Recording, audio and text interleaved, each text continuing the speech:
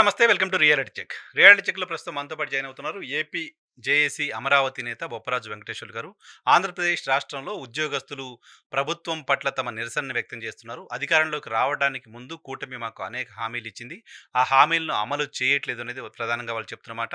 PRC chairman నియామకం కూడా జరగకపోవడం పట్ల అభ్యంతరం వ్యక్తం చేస్తున్నారు.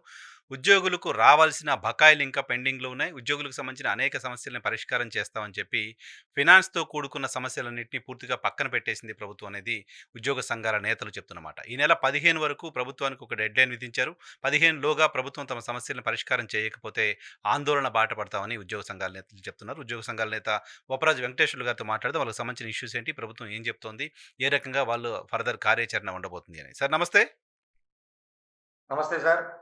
సరే ఏంటి మనం చాలా నెలలుగా మాట్లాడుతూ వస్తున్నాం మీకు సంబంధించిన అనేక అంశాలపైన. సరే సమస్యలైతే అందరికీ తెలుసు.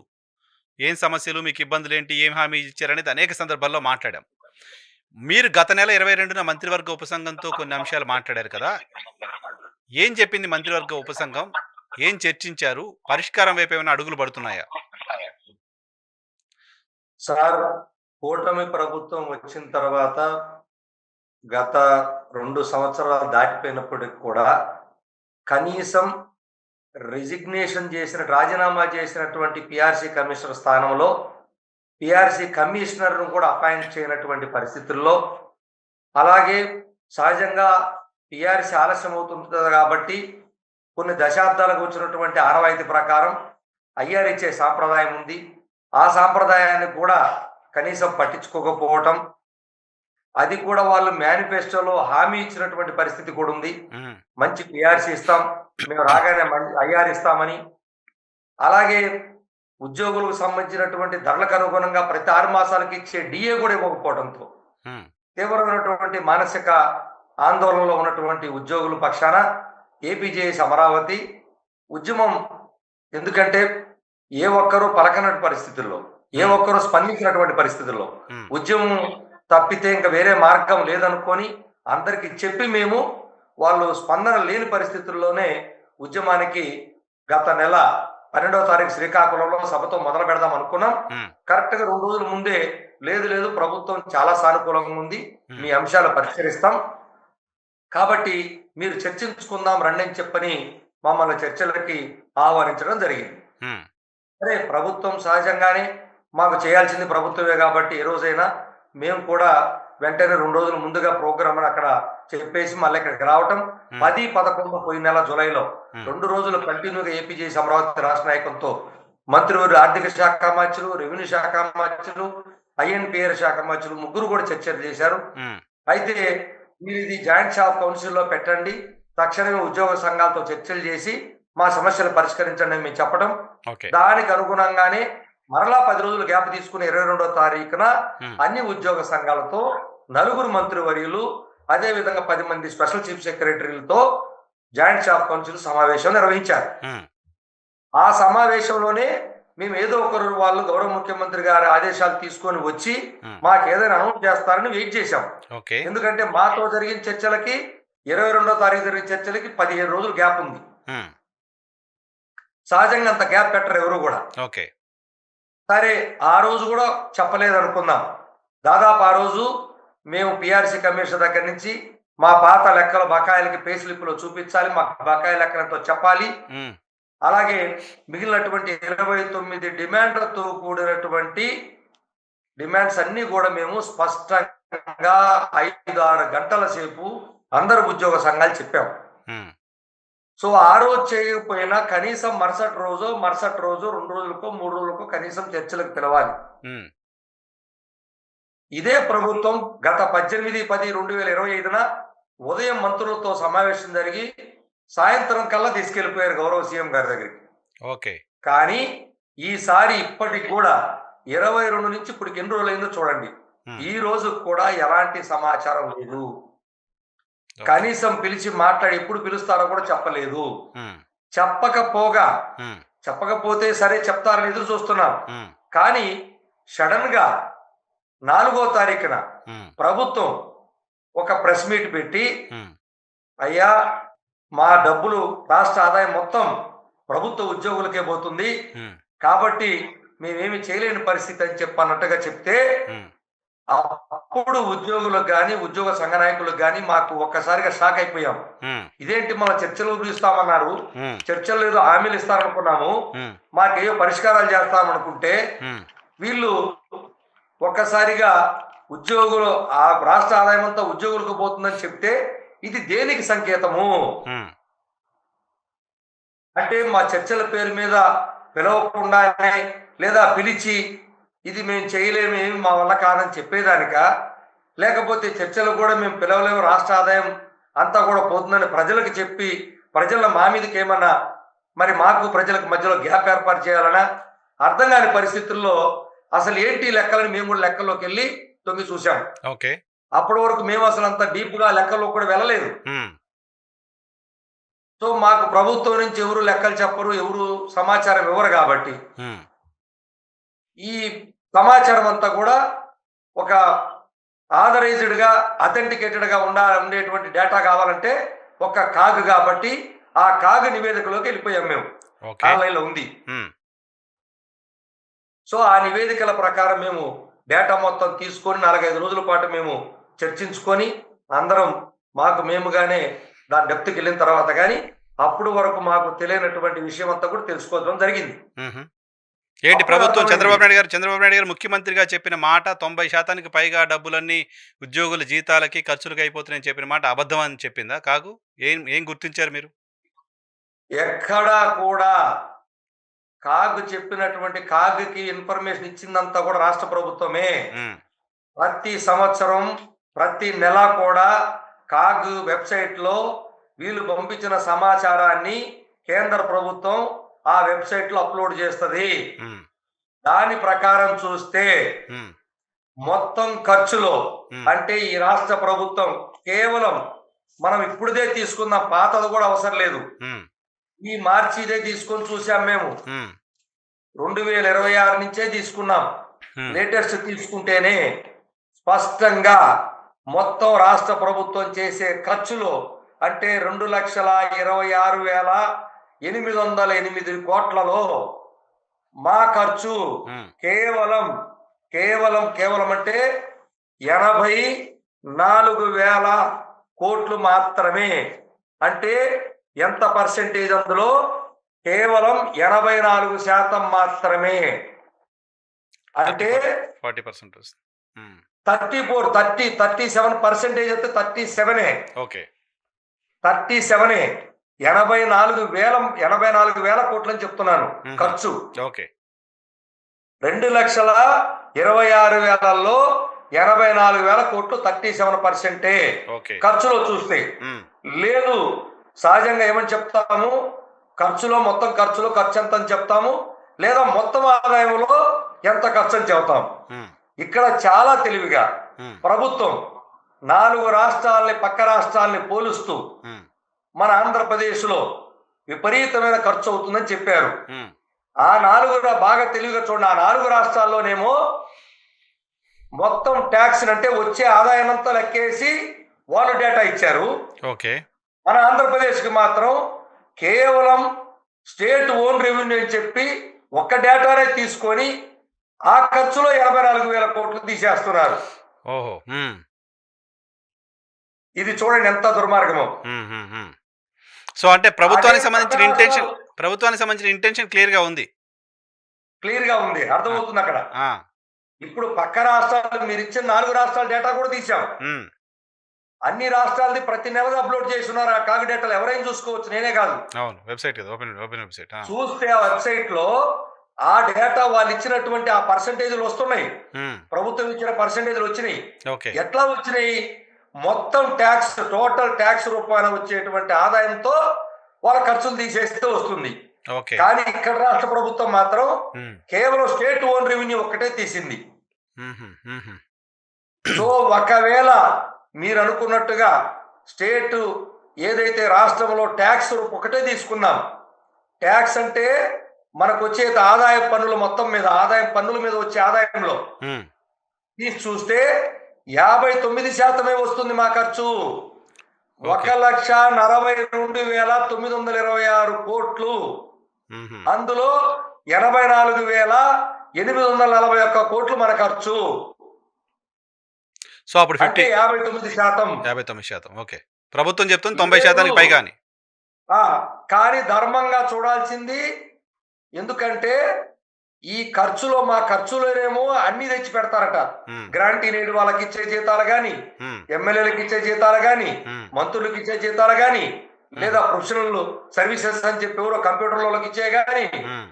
నామినేటెడ్ పదవులు గాని, హుహు. కన్సల్టెంట్‌లు గాని హుహు. అన్నీ చూపిస్తారట. ఖర్చులో మాత్రం అన్నీ చూపించొచ్చు. ఓకే. ఆదాయంలో మాత్రం అన్నీ చూపించరట. ఇది ఓకే. చూడండి విచిత్రం. ఓకే. ఓకే. ఆహా! సో, మొత్తం ఆదాయంలో ఖర్చు చూపించడం అనేది ధర్మము. హ్మ్. ఈ మొత్తం ఆదాయం లెక్కేస్తే, సార్. మొత్తం ఆదాయం రాష్ట్ర ఆదాయము రెవెన్యూ అంటే క్యాపిటల్ జోలికి పోవట్లేదు మేము. క్యాపిటల్ రిసీట్ ఇది గుర్తుపెట్టుకోండి. హ్మ్. క్యాపిటల్ రిసీట్లు అంటే ప్రభుత్వం తెచ్చే అప్పులు గాని, ప్రభుత్వం పెట్టుబడులు పెట్టే సంస్థలు గాని, ఆ 2 మేము తీసుకోవటం లేదు. హ్మ్. కేవలం టాక్స్ రూపాన ప్లస్ మనకొచ్చే గ్రాంటీ రేట్ గాని, లేదా మనకొచ్చే ఇతర ఆదాయం ల్యాండ్ రెవెన్యూ గాని ఏదైనా అంతా ఆదాయమే. మొత్తం ఆదాయంలోనే అంటే రాష్ట్ర ఆదాయం అది. హ్మ్. ఆ ఆదాయంలో ఖర్చు తీస్తే 1,78,000 కోట్లలో 84,000 కోట్లు అంటే కేవలం 47% మా ఖర్చు. ఓహో!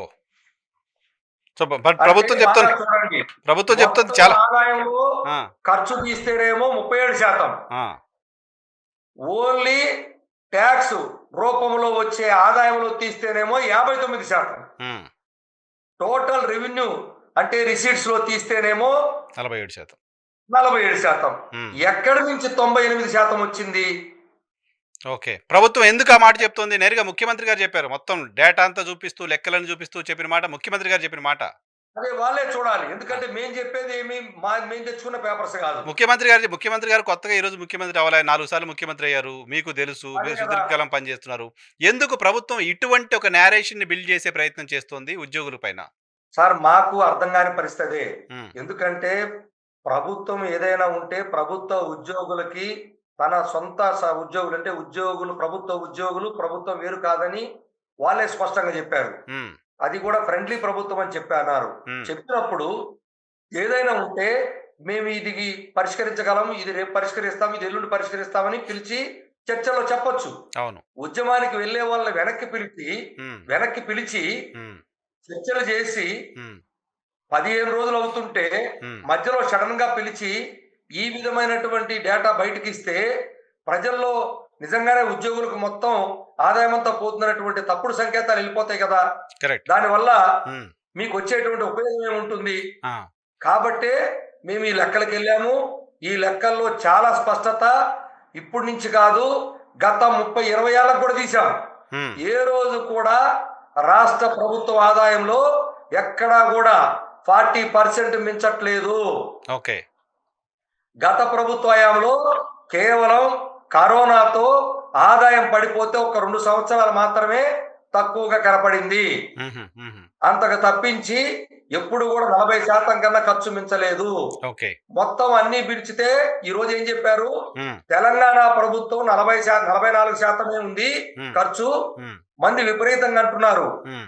తెలంగాణ ఉద్యోగులు బాగా గుర్తుపెట్టుకోవాలి. తెలంగాణ ఉద్యోగులు మన ఉద్యోగులకి వాళ్ళు 42%, మనం 58%. ఓకే. 40-58 రేషియోలో ఉద్యోగుల విభజన జరిగింది. హ్మ్. అటువంటి నేపథ్యంలో వాళ్ళ ఖర్చు, మన ఖర్చు ఎలాగుంటుంది సమానంగా? అయినప్పటికి కూడా వాళ్ళకి దగ్గరగా ఉన్నామంటే, ఈరోజు మనకు సంబంధించినటువంటి పేమెంట్స్ గూడా ఏమి చేయకపోతే నువ్వు తక్కువ కనపడుతుంది. ఓకే. అంతే తప్ప ఎందుకు తక్కువ కనపడతది మీకు? హ్మ్. హ్మ్. హ్మ్. సో, రిటైర్మెంట్స్ కూడా జరుగుతున్నాయి సార్. గడిచిన 2 ఇయర్స్‌లో నేనెక్కడో చూసా డేటా మీలాంటి వాళ్ళు మాట్లాడిన డేటా వరకు 1,50,000 మంది ఉద్యోగులు కొత్తగా ప్రభుత్వ ఉద్యోగులు రిటైర్ అయిన వాళ్ళు ఉన్నారు అని చెప్తున్నారు. సో, వాళ్ళకి సంబంధించిన జీతాల బర్డెన్ ప్రభుత్వం పైన తగ్గిపోయినట్టే కదా! ఈ 2 ఏళ్ల కాలంలో. సార్ పూర్తిగా 62 సంవత్సరాలు పెంచినందువల్ల హ్మ్. గత ప్రభుత్వ హయాంలో ఎలాంటి దీనికి సంబంధించినటువంటి ఈ బెనిఫిట్స్ రిటైర్మెంట్ బెనిఫిట్స్ ఇయ్యాల్సిన అవసరం రాలేదు. ఓకే. 2024 జనవరి నుంచే రిటైర్మెంట్స్ మొదలైనయి. హ్మ్. 2024లో 13,643 మంది రిటైర్ అయ్యారు. ఓకే. 2025లో 13,583 మంది రిటైర్ అయ్యారు. హ్మ్. 2020 ఈ సంవత్సరం 14,000 మంది రిటైర్ అవుతున్నారు. హుహు. చూడండి, ఇక రానున్న 4, 5 ఏళ్లలో 1,40,000 మంది రిటైర్ అయిపోతున్నారు. ఓకే. రాబోయే రోజుల్లో కలిపి. ఓకే. ఆ! కాబట్టి హ్మ్. ప్రభుత్వం ఖర్చు తగ్గుతుందే గాని హ్మ్. పెరగదు. ఓకే. మీరు ఏదైతే ఖర్చు తగ్గించా అంటారో, ఖర్చు తగ్గించిందేంటి?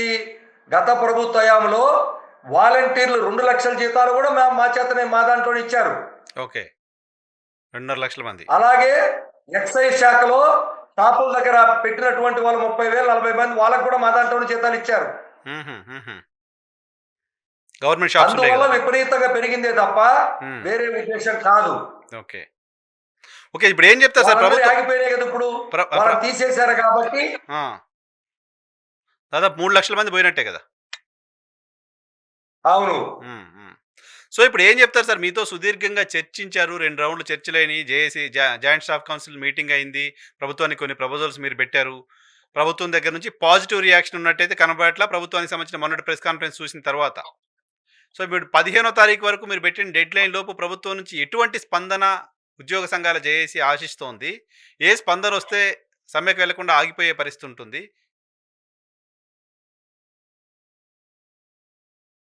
సార్ ఇప్పుడు మేము 15వ తారీఖు అనేది డెడ్‌లైన్ ప్రభుత్వానికి పెట్టడం కాదది. హ్మ్. మీకు మేము పెట్టుకున్నాం 15 తర్వాత మేము ఒకసారి ఉద్యమానికి మొదలుపెట్టిన తర్వాత ఇది ఎవరికైనా తెలుస్తుంది. కామన్ మ్యాన్‌కైనా అర్థమవుతది. హ్మ్. మేము ఉద్యమానికి ఎళ్ళినోని వెనక్కి పిలిచారు. అవును. పిలిచినప్పుడు మేము సమావేశాలు పెట్టుకుంటాం. పెట్టినప్పుడు ఆ సమావేశాల్లో మాకు సానుకూలంగా వస్తే పర్వాలేదు. హ్మ్. లేనప్పుడు ఉద్యమానికెళ్ళాలని పలానా డేట్ మీటింగ్ పెట్టుకుందామని అనుకుంటాం. ఓకే. సో, ఇప్పుడు కూడా అదే చేశాం. హ్మ్. ఏపీజేఎస్ అమరావతి హ్మ్. ప్రభుత్వానికి వెసులుబాటు ఇవ్వాలి. కొంత సమయం ఇవ్వాలి. వాళ్ళు కూడా మాట్లాడుకోవాలి. మళ్ళా ప్రభుత్వం మాతో మాట్లాడాలనే మేము 15 దాకా ఆగి 17 తర్వాత మళ్ళా సమావేశం వేసుకుంటామని చెప్పామే గాని, ఇది ప్రభుత్వానికి ఏదో డెడ్‌లైన్ కనుక్కొని వాళ్ళు ఏదో మాకు డెడ్‌లైన్ వాళ్ళిస్తారా అని అట్లా ఊహించొద్దు ప్రభుత్వము. మేము మా సమావేశం పెట్టుకొని మళ్ళా మాకు సరైనటువంటి స్పందన ప్రభుత్వం నుంచి రాకపోతే మా నిర్ణయాలు మేము తీసుకుంటాం. ఎందుకంటే ఉద్యమం మధ్యలో నుంచి బయటకొచ్చాం గదా మేము. ఓకే. హోల్డ్ చేశారుగా. హ్మ్. కాబట్టి అనివార్యంగా మా నిర్ణయాలు మేము ప్రకటించాలి. ఓకే. కానీ ప్రభుత్వం మాకేదో వేరే విధంగా దాన్ని తీసుకుంటే అది మా తప్పు కాదు, ప్రభుత్వానిదే అవుతుంది. సరే ఇక్కడ ఒక మాట చాలా మంది ఉద్యోగ సంఘాలకు సంబంధించిన మనం మనం రెగ్యులర్‌గా మాట్లాడుతున్న ఉద్యోగులకు సంబంధించిన ఇష్యూల పైన 3, 4 సార్లు ఇప్పటికే కంటిన్యూస్‌గా ఇంటర్వ్యూస్ చేశాం. కొంతమంది నాతో మాట్లాడుతున్నారు. కొంతమంది మెసేజ్‌లు పెడుతున్నారు. ఉద్యోగ సంఘాల నాయకులు ప్రభుత్వం ఏం చెప్తే అది చేస్తున్నారు. ప్రభుత్వమే ఉద్యోగ సంఘాల నాయకుల్ని నడిపిస్తోంది. వీళ్ళు సమ్మెలు చేస్తామనో, ప్రభుత్వం పైన ఒత్తిడి తీసుకొస్తామనో చెప్తున్న మాటలన్నీ పైపైన మాట్లాడుతున్న మాటలు తప్ప, ఇంటెన్షనల్‌గా వాళ్ళకి దీంట్లో లేరు. సమస్యలు పరిష్కారం చేసే ఆలోచనలో గూడా మా నాయకత్వం ఉన్నట్టు కనపడట్లేదు. కనీసం పీఆర్‌సీ చైర్మన్ నియామకాన్ని చేయించలేనంత వీక్‌గా మా నాయకత్వాలు ఉన్నాయా సార్ అని అడుగుతున్నారు. సార్ అందుకనే ఏపీజేఎస్ అమరావతి గత ప్రభుత్వ హయాంలో కూడా 92 రోజులు ఏ సంఘాలు కలిసి రాకపోతే ఒంటరి పోరాటం చేసి మార్చి 8, 2023 నుంచి చలో విజయవాడ చేసింది 2022 ఫిబ్రవరి 3. హ్మ్. కానీ మేము 2023లో చర్చించినటువంటి అంశాల పరిష్కారం కాలేదని పక్కనున్నటువంటి సంఘాలను కూడా ఆహ్వానించి రౌండ్ టేబుల్ కూడా పెట్టి దాదాపు 3, 4 మాసాలు ఆ సంఘాలతో కలిసి ఉద్యమానికి పోదామంటే వాళ్ళు ముందుకు రాకపోయినా సరే ఫిబ్రవరి 5వ తారీఖున కర్నూలులో నిర్ణయం తీసుకొని మార్చి 8 నుంచి మే 9వ తారీఖు దాకా 92 రోజులు సుదీర్ఘంగా ఉద్యమం చేసిన చరిత్ర ఏపీజేఎస్ అమరావతిది. ఇక్కడ మాట ఆ సార్. రోజు సరే, కూడా సరే. 35 గత ప్రభుత్వం మీ సమస్యల్ని పరిష్కారం చేయలేదు. వాళ్ళకి చాలా సమయం ఇచ్చారు. ఫ్లెక్సిబుల్‌గా సమయం ఇవ్వాలి కాబట్టి ఇచ్చారు. 24లో అసెంబ్లీ ఎన్నికలు జరుగుతుంటే 23లో మార్చ్‌లో మీరు ఉద్యమం మొదలుపెట్టారు. ఉద్యమం చేశారు. ప్రభుత్వం దిగి రాలేదు. మీరు ఫైట్ చేశారు డెఫినిట్‌గా. రోడ్డెక్కారు. పెద్ద ఎత్తున ప్రభుత్వం నిర్బంధం ఉంటే కూడా విజయవాడను ముట్టడించారు. ఆందోళన చేశారు. అప్పుడు అధికారంలో లేని పార్టీలు మీకు హామీ ఇచ్చాయి. అవునా? నా కాదన్నా ఉద్యోగ సంఘాలు ఆ పార్టీ రావాలని కోరుకున్నాయి. ఆ పార్టీ అధికారంలోకొచ్చింది. ఆ పార్టీ అధికారంలోకి వచ్చి 2 సంవత్సరాలు గడుస్తోంది. ఈ 2 సంవత్సరాలు గడిచిపోయిన తర్వాత, ఇంకో 2 సంవత్సరాలు మీరు ఇట్లే ఉద్యమం చేసి, మళ్ళీ ఎలక్షన్ ముందు వీళ్ళు చేయలేదు కాబట్టి ఇంకోళ్ళకేస్తాం అనుకోని, ఉద్యోగ సంఘాలకు సంబంధించిన న ఉద్యోగులకు సంబంధించిన సమస్యల పరిష్కారం చేయించటంలో స్ట్రాటజిక్‌గా వ్యవహరించలేకపోతున్నారా? మీరు కూడా పదే పదే మోసానికి గురవుతూ ఉండిపోతున్నారా? అందుకనే ఈరోజు ఏపీ జేఏసీ అమరావతి మీరు చెప్పినటువంటి పరిస్థితి రాకూడదనే ఇంకొక సంవత్సరం రోజుల తర్వాత అయితే పూర్తిగా మన చేతుల్లో ఉండదు. హ్మ్. కాబట్టే మేము ఇప్పటి నుంచే ఉద్యమం తీసుకోవాల కార్యాచరణ అని చెప్పని మేము ఇతర సంఘాలను కూడా కలుపుకొని వెళ్దామని 3 మాసాలుగా విశ్వ ప్రయత్నం చేశాము. హ్మ్. సో మేము మిగతా సంఘాలని ఎవరిని కూడా తప్పుపట్టే పరిస్థితి చేయకూడదు తోటి సంఘాలుగా. హ్మ్. కాబట్టి మేము వాళ్ళ గురించి మాట్లాడదలుచుకోలేదు. హ్మ్. ఏపీ జేఏసీ అమరావతి మాత్రం నిబద్ధతగానే ఉద్యమానికి సిద్ధమయ్యాం. ఇప్పుడు రేపు 15వ తారీఖు దాకా మాకు ప్రభుత్వం పిలిచినా పిలవకపోయినా మేము అతి త్వరలో మళ్ళా రాష్ట్ర సెక్రటేరియట్ సమావేశం వేసుకుంటాం. తర్వాత విస్తృత సమావేశాన్ని కూడా జిల్లాలకు వెళ్లకుండానే రాష్ట్ర స్థాయిలోనే మీటింగ్ పెట్టాలని ఇప్పటికే నిర్ణయం తీసుకున్నాం. అంటే ఇక్కడే పెట్టేస్తాం ఒక మంచి సమావేశాన్ని పెట్టి అన్ని జిల్లాల నుంచి పిలిచి మేము డైరెక్ట్ యాక్షన్ ప్లాన్కి వెళ్ళిపోతాము. రాష్ట్ర ప్రభుత్వానికి నోటీస్ ఇస్తామని కూడా ఇప్పటికే స్పష్టం చేశాం. దానికి తగ్గట్టుగానే ఇప్పటికే మాకు పెద్దన్నలుగా ఉన్నటువంటి సిఐటి ఏఐటిసి నాయకత్వాలను కలిశాము. వాళ్ళు సంపూర్ణ మద్దతును ఏపీ జేఏసీ అమరావతికి ప్రకటించాయి. కాబట్టి మేము దానికోసం మధ్యవర్తిగా కూడా వ్యవహరించమని సిఐటి ఏఐటి నాయకత్వాలకు చెప్పాం. అయ్యా మిగిలిన సంఘాలకు కూడా అందరిని పిలిపించి ఐక్య ఉద్యమాలకి మీరు కూడా కృషి చేయండి చెప్పి వాళ్ళకి చెప్పాము. వాళ్ళు కూడా మధ్యవర్తిత్వం చేసి మిగిలిన వాడు కూడా కలిపి ఐక్య ఉద్యమాలకు వెళ్దామని చెప్పి మాకు మాట ఇచ్చారు. ఆ పరంగా అన్ని సంఘాలు సిద్ధమవుతున్నాము. ఆ విషయం వచ్చినప్పుడు అన్ని సంఘాలు ఐక్యంగానే ముందుకెళ్తాయి. గతంలో కూడా చలో విజయవాడ లాంటి కార్యక్రమాన్ని చేశాము. అయితే ఈ ప్రభుత్వం అలాంటి కార్యక్రమాలని మళ్ళా తిరిగి అలాంటి పరిస్థితిని రావద్దు అని మేము కోరుకుంటున్నాము. కానీ ప్రజలు ఇలాంటి తప్పుడు సమాచారాలను పంపించి జీతాలంతా కూడా రాష్ట్ర ప్రభుత్వ ఆదాయం అంతా జీతాలకు పోతుందని చెప్పడం, తద్వారా ఉద్యోగుల్ని ఈ విధంగా రెచ్చగొట్టి ఇబ్బంది పెట్టి ప్రజలకు ఏదైనా రేపు అసౌకర్యం మా ఉద్యమాల వల్ల జరిగితే దానికి ప్రభుత్వమే బాధ్యత వహించాలి. మాకు ఎలాంటి బాధ్యత లేదు. ఎందుకంటే చర్చల పేరు మీద నెల రోజులుగా చర్చలు చేస్తామని ఈ విధంగా సాగజేసినటువంటి చరిత్ర గతంలో ఎప్పుడూ లేదు. ఇది మంచి పద్ధతి కాదు. ఫ్రెండ్లీ ప్రభుత్వం చేసేటువంటి పరిస్థితి అసలు అంతకంటే కాదు. ఓకే సరే, కొత్తగా సరే ఉద్యోగులకు సంబంధించి ఉద్యమానికి సంబంధించి చాలాసార్లు మాట్లాడుతున్నారు మీరు. ఇంకో 2 ఇష్యూస్ ఉన్నాయి. రీఅపాయింట్మెంట్కి సంబంధించిన అంశం కూడా ఉద్యోగుల్లో అలజడి సృష్టిస్తోంది. ఏంటి దాని గురించి ఎక్స్ప్లెయిన్ చేయండి. దానికి సంబంధించి ప్రభుత్వానికి ఏం చెప్తారు? సార్ ఇది చాలా దారుణంగా ఒక సాంప్రదాయంగా తీసుకొచ్చుకుంటుంది ప్రభుత్వాలు. ఇది మంచి పద్ధతి కాదు. ఎవరైతే రిటైర్ అయినటువంటి వాళ్ళని తప్పకుండా వాళ్ళ సేవల్ని మంచిగా, ఎందుకంటే సీనియారిటీ బాగా ఉంటుంది, వాళ్ళ నుంచి మంచి సేవలు లభిస్తాయి. తప్పకుండా వాళ్ళని మీరు ఏదో ఒక విధానంలో తీసుకొచ్చుకోవడం తప్పు లేదు. ఎవరో ప్రైవేట్ వాళ్ళ కన్సల్టెంట్ని లేకపోతే అడ్వైజర్ని రకరకాల తెచ్చుకునే దానికన్నా అనుభవం ఉన్నటువంటి మా అధికారులు తెచ్చుకుంటే మేము వ్యతిరేకం కాదు. కానీ ప్రమోషన్ పోస్టులలో వాళ్ళని కొనసాగించొద్దు. దానివల్ల కింది స్థాయిలో ఉన్నటువంటి వాళ్ళు చాలా ఇబ్బంది పడిపోయి వాళ్ళు కొనసాగించటం వల్ల 1 సంవత్సరం సర్వీస్ ఉన్నటువంటి కింద స్థాయిలో ఉన్నటువంటి ఆ అధికారులు వాళ్ళకి పదోన్నతులు లేక రిటైర్ అయిపోతున్నారు. అంటే తను పొందాల్సినటువంటి పదవిని పోస్టుని పొందకుండానే రిటైర్ అయిపోతున్నారు. ప్రధానంగా చాలా మంది ఎస్సీ ఎస్టీలు అధికారులు తీవ్రంగా నష్టపోతున్నారు.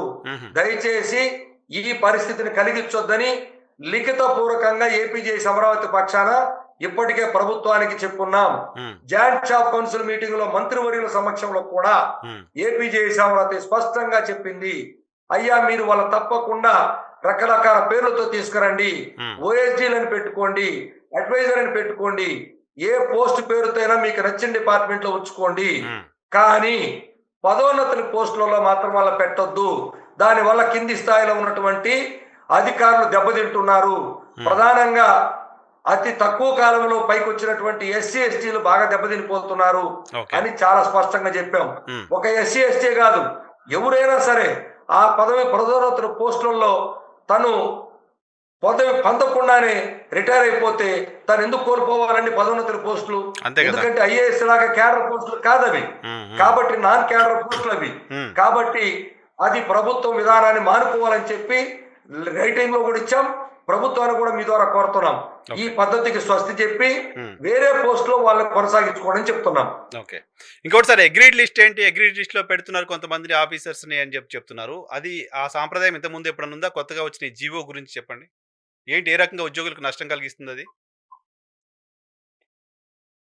సార్ ఇది ఇటీవల గత 22వ తారీఖు ఏమో వచ్చింది. హ్మ్. మేము దాన్ని ఏంటోలే అని చెప్పి అనుకున్నాం. హ్మ్. కానీ ఈ మధ్య చాలా మంది అధికారులు, మా ఉద్యోగులు, గెజిటెడ్ లెవెల్ ఆఫీసర్స్ అందరూ కూడా హ్మ్. ఏంటి ఇంత దుర్మార్గంగా హ్మ్. కేంద్ర ప్రభుత్వం అక్కడ ఏదో వాళ్ళకి దేశద్రోహం చేసేటువంటి, ద్రోహాలు చేసేటువంటి అధికారులు ఎవరైనా ఉన్నా, సమాచారం లీక్ చేసినా, లేదా ఏదైనా కుట్రల్లో భాగమైతే అలాంటి మెటీరియల్ అంటే క్రెడిబుల్ విజిలెన్స్ మెటీరియల్ ఉంటే వాళ్ళని అగ్రీడ్ లిస్ట్ లో పెట్టండి, హ్మ్. అంటే పక్కన పెట్టండి అని చేస్తే హ్మ్. ఇక్కడ దాన్ని తీసుకొచ్చి ఎప్పుడూ లేనటువంటి చరిత్రలో ఒక సాంప్రదాయాన్ని అంటే ఏమని పెట్టారు అందులో వీళ్ళు అదనంగా ఏం చేర్చారు, హ్మ్. అక్కడ కేంద్రంలో ఉందేమో క్రెడిబుల్ విజిలెన్స్ మెటీరియల్ ఉండాలి అని వాళ్ళు చెప్తే ఓకే. వీళ్ళు హ్మ్. డౌట్ వచ్చినా,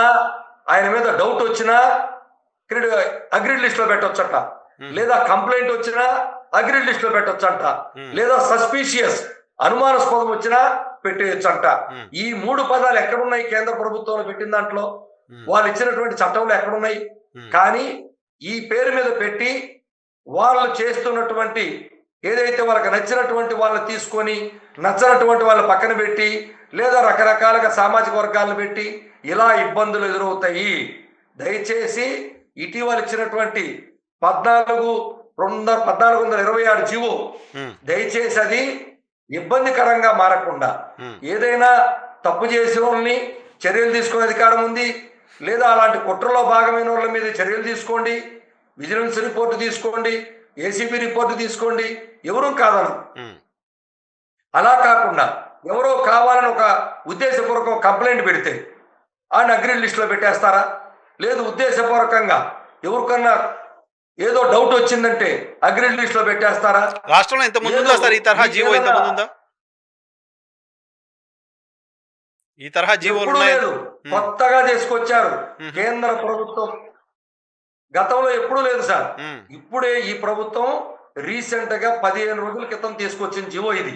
ఓకే. మేము ఫస్ట్‌లో దాన్ని పట్టించుకోలేదు గానీ, ఇప్పుడు మాకు అధికారుల నుంచి, ఉద్యోగుల నుంచి హ్మ్. ఇదేందన్నా ఈ విధంగా ఎప్పుడూ లేనిది ఇలా అనుమానాల కేంద్రంలో ఎక్కడా కూడా వాళ్ళు స్పెసిఫిక్‌గా మెటీరియల్ దొరికి, ఇదిగో ఇతను ఈ కుట్రలో భాగమయ్యాడు, దేశానికి ఇట్లాంటి ఇన్ఫర్మేషన్ విదేశస్తులకు ఇస్తున్నారు, లేదా కుట్రదారులకో లేకపోతే చొరబాటుదారులకో ఇస్తున్నారు అనంటే అది వేరు. ఆ హ్మ్. మెటీరియల్ ఎవిడెన్స్ ఉండాలి. హ్మ్. ఇది అలా పెట్టలేదే. డౌట్ వచ్చినా పెట్టొచ్చు, అనుమానం వచ్చినా పెట్టొచ్చు, హ్మ్. లేకపోతే కంప్లెయింట్ వచ్చినా పెట్టొచ్చు అంటే హ్మ్. ఇది ఎట్లైనా మిస్‌యూజ్ చేసుకోవచ్చు కదా! సో, కాబట్టి అధికారికంగా మిస్‌యూజ్ వివక్ష చూపించొచ్చు. జీవో పరంగా వివక్ష ఆ! చూపించొచ్చు. ఎలా అయినా చూపించొచ్చు. హ్మ్. అధికారులు కూడా చూపించొచ్చు కదా! హ్మ్. ప్రభుత్వ పెద్దలే చూపించకపోవచ్చు. హ్మ్. అధికారికి నచ్చకపోయినా ఆ పని చేస్తాడు కదా! చేస్తాడు గదా! తను హ్మ్. కోపం ఉన్నా ఆ పని చేస్తాడు కదా! హ్మ్. లేదు ఎవరికైనా పర్సనల్ లబ్ధి చేయలేదని కంప్లెయింట్ పెడితే కూడా అది కూడా చేయొచ్చు కదా! హ్మ్. హ్మ్. హ్మ్. నచ్చకపోతే. హ్మ్. సో, దయచేసి ఇలాంటి వాటికి అవకాశం ఇవ్వకుండా మీకు నచ్చినోళ్ళని ఎటు తిరిగి మీరు పెట్టుకుంటారు. హ్మ్. ఏ ప్రభుత్వం ఉన్నది. హ్మ్. కాబట్టి ఆ ఇబ్బంది ఏమి లేదు. హ్మ్. మీకు నచ్చినోళ్ళే ఆ పోస్ట్‌లో పెంచుకుంటున్నారు కదా! హ్మ్. ఎటు హ్మ్. తిరిగి. హ్మ్. కానీ ఇతరులకు అవకాశం ఇవ్వద్దు అని చెప్పి మేము చెప్తున్నాం హ్మ్. దీనివల్ల. హ్మ్. పాలకులు ఎప్పుడూ మీకు నచ్చినోళ్ళే పెట్టుకుంటారు. అది సహజం. ఏ హ్మ్. పాలకులున్నా. హ్మ్. దాన్ని మేము కాదనం. కానీ ఇలాంటి పేరు చెప్పి ఇతరులకి, అధికారులకి, బయట ఉన్న వాళ్ళకి ప్రతి ఒక్కరికి అవకాశం ఇచ్చి అగ్రీడ్ లిస్ట్‌లో పెడుతున్నామని చెబితే ఇది మిస్‌యూజ్ అయ్యే పరిస్థితి ఉంది కాబట్టి దీన్ని పునరాలోచన చేసి క్లియర్‌గా మెటీరియల్ ఎవిడెన్స్ ఉంటే కేంద్ర ప్రభుత్వం ఇచ్చినట్టుంటే ఆలోచన చేయండి, తప్పు లేదు. హ్మ్. లేదా ఉద్యోగ సంఘాలతో ఒక చర్చ చేయండి. ఓకే. చర్చించకుండా మా దృష్టికే చెప్పకుండా ఇలాంటి జీవోలు తీసుకొస్తే ఇది ఉద్యోగ వ్యతిరేక విధానాలకే దారితీస్తుందని మా వాదన. హుహు. హుహు. హుహు. సో, ఇప్పుడు ప్రభుత్వంతో చర్చల్లో అప్పటికి మీరు చర్చిస్తున్నప్పటికి ఈ జీవో గురించి తెలీదేమో బహుశా మీకు. మొన్న మంత్రివర్గంతో చర్చిస్తున్న సందర్భంగా ఈ జీవో గురించి తెలీదేమో మీకు. లేదు సార్, అసలు మేము దీన్ని గమనించడం కూడా గమనించలేదు. హుహుహు. రీసెంట్‌గా ఈ వారం 10 రోజుల నుంచి మా దృష్టికి జనాలు తీసుకురావడం మొదలుపెట్టారు. హుహుహుహుహు. Right sir. Thank you very much Venkateswarlu garu మా కోసం సమయం కేటాయించినందుకు. ఇది ఉద్యోగ సంఘాలైతే ఆందోళనగా ఉన్నాయి. థ్యాంక్ యూ ప్రభుత్వం సార్. తక్షణం తమ సమస్యల పరిష్కారం చేయాలని కోరుతున్నాయి. తమ సమస్యల పరిష్కారం చేయకపోతే ఉద్యమ కార్యాచరణ తీసుకుంటామనే హెచ్చరిక కూడా ప్రభుత్వానికి చేస్తున్నాయి ఉద్యోగ సంఘాలు. ప్రభుత్వం రెస్పాన్స్ ఎలా ఉంటుందో చూద్దాం. Thank you.